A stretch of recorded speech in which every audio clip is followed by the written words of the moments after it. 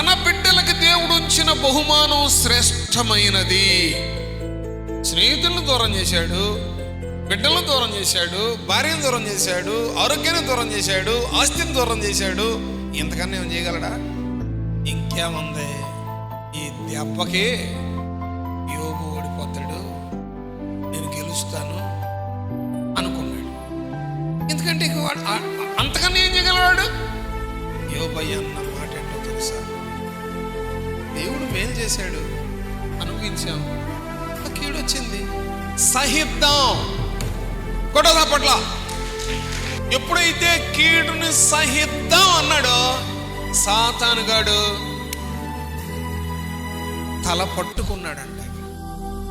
శ్రమ వస్తే, కష్టం వస్తే నువ్వు కాదు పట్టుకోవాల్సిన తల, దాన్ని అనుమతించటానికి ప్రేరేపించిన సాతానుడు నీ దెబ్బకి తలబొట్టుకోవాలి.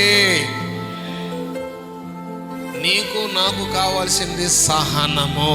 యోబయ్య శోధనని జయించడానికి, సాతాను గాడి తల పట్టుకుంటానికి ఆయన వాడిన ఆయుధం ఏంటంటే సహించటం. నీ సహనం దేవుడు చూస్తాడు. సహనంలో నువ్వు ఎదగటం దేవుడు చూస్తాడు.